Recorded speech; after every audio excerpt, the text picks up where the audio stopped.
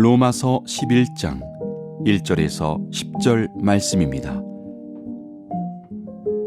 그러므로 내가 말하노니 하나님이 자기 백성을 버리셨느냐?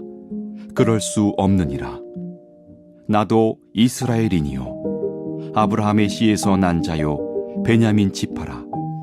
하나님이 그 미리 하신 자기 백성을 버리지 아니하셨나니 너희가 성경이 엘리야를 가리켜 말한 것을 알지 못하느냐?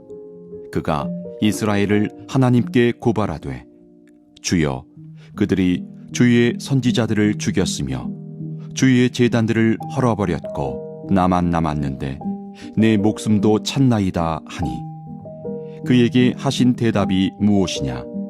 내가 나를 위하여 바알에게 무릎을 꿇지 아니한 사람 7,000명을 남겨두었다 하셨으니 그런즉 이와 같이 지금도 은혜로 택하심을 따라 남은 자가 있느니라.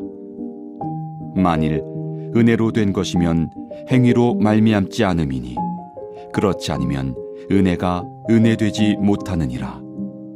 그런즉 어떠하냐? 이스라엘이 구하는 그것을 얻지 못하고 오직 택하심을 입은 자가 얻었고 그 남은 자들은 우둔하여 졌느니라. 기록된 바 하나님이 오늘까지 그들에게 혼미한 심령과 보지 못할 눈과 듣지 못할 귀를 주셨다 함과 같으니라.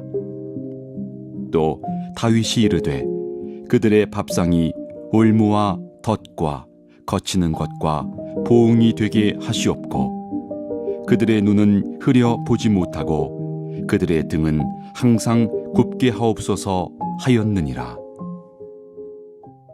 아멘. 하나님의 말씀입니다. 오늘 말씀의 제목, 전능자의 구원 계획, 은혜로 선택된 남은 자라는 말씀의 제목으로 하나님 말씀 전하겠습니다. 하나님께서는 그분의 절대적인 주권으로 한번 선택하신 당신의 백성을 결코 포기하시는 법이 없습니다. 끝까지 붙들어 주시고 끝까지 사랑해 주시고 끝까지 책임져 주십니다. 이것이 바로 인간과 다른 하나님의 절대적인 여러분과 저를 향한 사랑입니다. 그래서 본문 1절에 보시면 이렇게 말씀이 선언하고 있습니다. 하나님이 자기 백성을 버리셨느냐? 그럴 수 없느니라. 이어지는 2절 상반절 말씀도 마찬가지입니다. 하나님이 그 미리 하신 자기 백성을 버리지 아니하셨나니.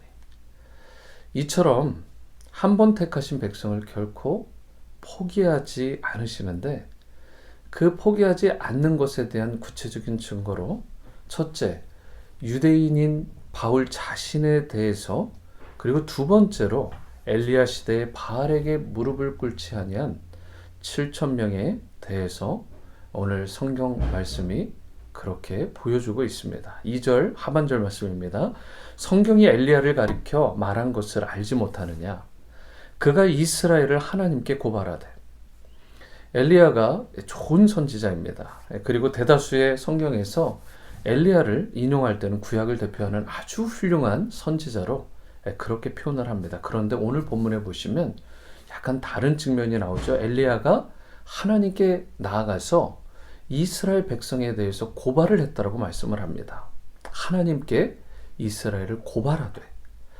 3절 말씀입니다. 주여 그들이 주의 선지자들을 죽였으며 주의 제단들을 헐어버렸고 나만 남았는데 내 목숨도 찼나이다. 이것을 쉽게 풀어 설명하면 이런 뜻이죠. 다른 사람들은 하나님을 다 버리고 그리고 도망갔다. 다 하나님을 대적하고 떠나갔다.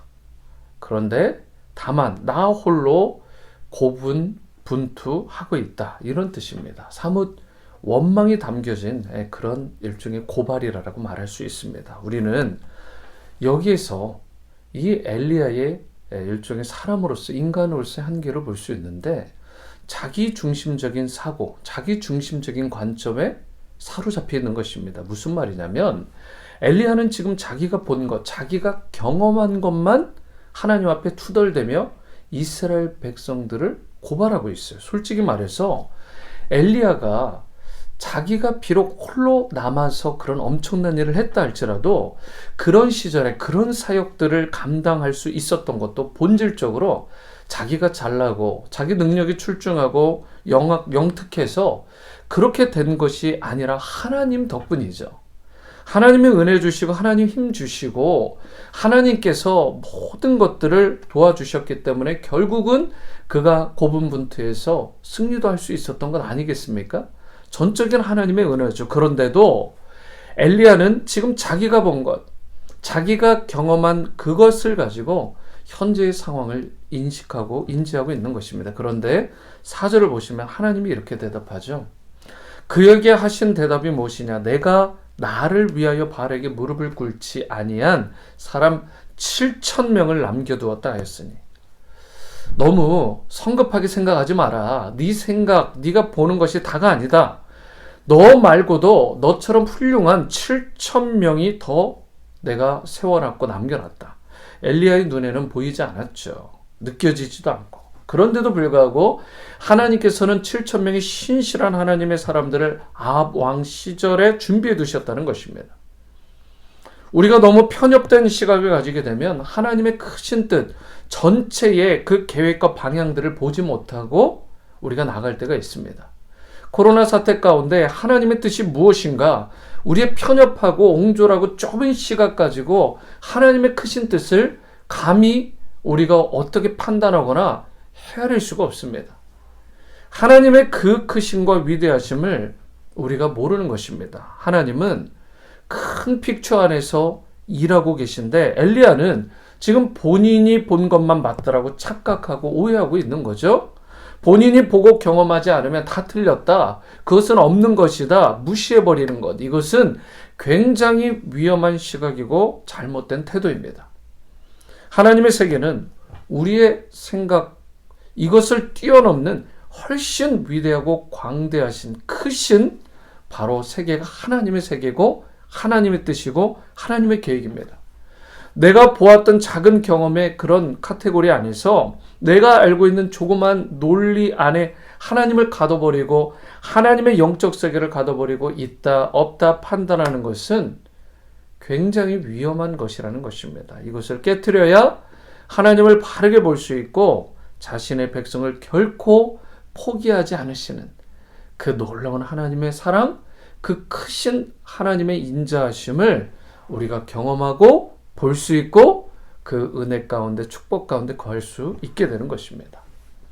마지막으로 8절에서 10절을 보시면 하나님의 은혜를 거부하고 그런데 제 멋대로 살아가는, 마음대로 살아가는 그런 자들, 실제로는 어떤 삶을 그들에게 결국 펼쳐지게 되는지 하나님을 거부한 인생, 그리고 하나님을 부인한 인생에 대한 결말입니다. 먼저 8절 기록된 바 하나님이 오늘까지 그들에게 혼미한 심령과 보지 못할 눈과 듣지 못할 귀를 주셨다 함과 같으니라.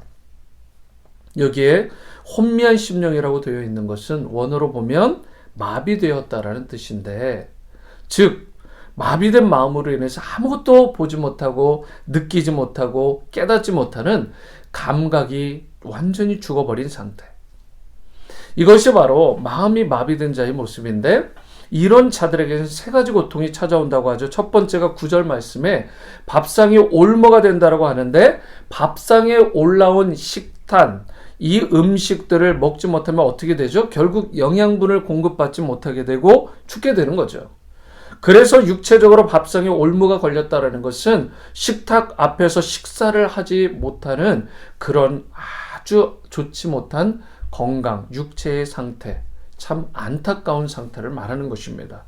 두 번째, 하나님을 부인한 자들에게 어떤 고통, 마비가 된 이 마음을 가진 자들에게 어떤 고통이 오느냐? 10절 말씀을 보시면 눈이 흐려지고 보지 못하게 된다. 이것은 통찰력을 상실한 상태인데 무엇이 옳은지 무엇이 그른지 정확하게 그것을 판단하지 못하고 그리고 헤아리지 못하는 그런 상태. 그러다 보니까 좋은 디시전 메이킹, 액션을 하지 못하고 열매 맺는 것도 좋지 못한 것을 맺게 되는 것입니다. 세 번째가 10절에 나오는데 등이 굽게 된다라고 말씀하고 있는데 이것은 짓눌린 노예처럼 매번 노동에 시달려서 노예처럼 그렇게 짓눌려서 살아가는 인생을 말하는 것입니다. 우리가 일을 하지만 기쁜 마음으로 하지 않으면 꼭 이 상태가 되죠. 일의 노예. 어쩔 수 없이 질질 끌려가서 하는 삶. 저는 저희 삶 가운데 가장 기쁘고 또 잘한 결정 가운데 하나가 하나님이 불러주셨을 때 그 콜링에 순종한 것이라고 생각합니다. 그래서 하나님의 사역을 할 때 기쁨이 있고 또 에너지가 넘치고 사역의 노예가 되었다, 일에 짓눌린다 이런 생각을 일체 해본 적이 없습니다. 삶에 짓눌리고 고통에 짓눌리는 인생, 그런데 이런 인생들은 결박 가운데에서 힘들게 살아갈 수밖에 없는 것입니다. 일의 노예가 된 상태. 그렇게 되면 기쁨도 못 누리고 행복도 없고 평안도 없고 질질 끌려다니는 비참한 인생이 되고 마는 것이죠. 그런데 여러분, 오늘날 현대인들을 보면, 오늘 이 시대를 보면 물질적으로 풍요한 것 같고 많은 것을 가진 것 같기도 한데, 대기업에 다니는 것 같고 남들이 부러워할 만한 그런 집에 살고 직장을 가진 것 같은데 심령이 마비되었기 때문에, 영혼이 메마르고 마비되었기 때문에, 영과 육이 메말라 있기 때문에 아무런 기쁨도 감흥도 없이 그저 노예처럼 등이 굽어버린 상태로 짓눌려 살아가는 사람들, 이들이 많다는 안타까운 사실. 세상 사람들은 대부분 이렇게 살아갈 수밖에 없는 것입니다. 겉보기는 그럴싸하지만 여러분, 이런 사람들에게 과연 뭐가 필요할까요? 더 많은 돈을 주면 그들의 그 일에서의 노예감, 그리고 등이 굽은 상태에서, 마비된 상태에서 그들이 자유함을 얻을 수 있을까요?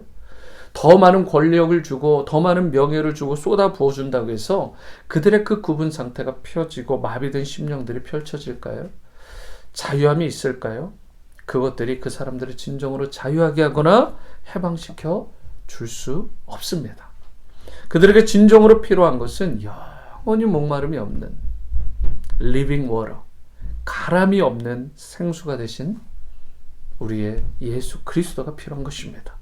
우리의 마음의 중심, 내 심령의 중심에 예수님께서 임재하셔서 메말랐던 심령을 다시 한번 촉촉히 적셔주시고 부드러운 심령, 정말 옥토와 같이 되어서 살아나고 회복되는 역사가 일어나는 것.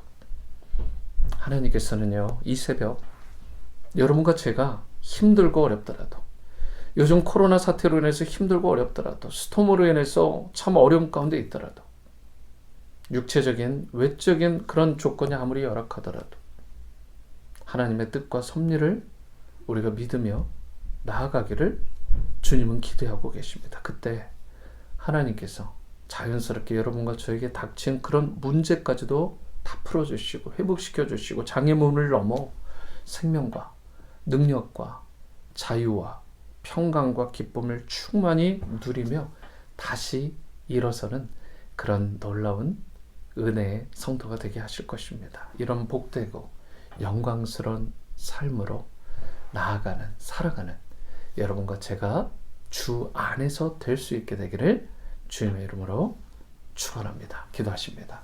사랑과 은혜의 주님, 우리의 심령 가운데 살아계신 주님께서 오셔서 우리 마음을 옥토박과 같이 정말 주님 생수가 되신 리빙 워터가 되신 주님께서 우리 심령을 촉촉히 적셔 주셔서 다시 한번 살아나는 은혜, 회복되는 은혜가 물붓듯 부어질 수 있도록 은총을 베풀어 주시옵소서. 평생 세상의 권세와 부와 그러한 것들을 쫓다가 등이 굽은 그런 일의 노예와 같이 살아가는 신세가 아니라 주님이 주시는 참 자유와 기쁨과 평강과 능력으로 충만한 성령의 사람, 예수 그리스도의 그런 사람이 될 수 있도록 우리를 새롭게 빚어 주옵소서. 오늘 이 로마서를 통해 복음의 말씀을 다시 한번 우리 심령 가운데 허락하신 주님의 이름 감사하고 찬양하며 예수님의 이름으로 기도드립니다. 아멘.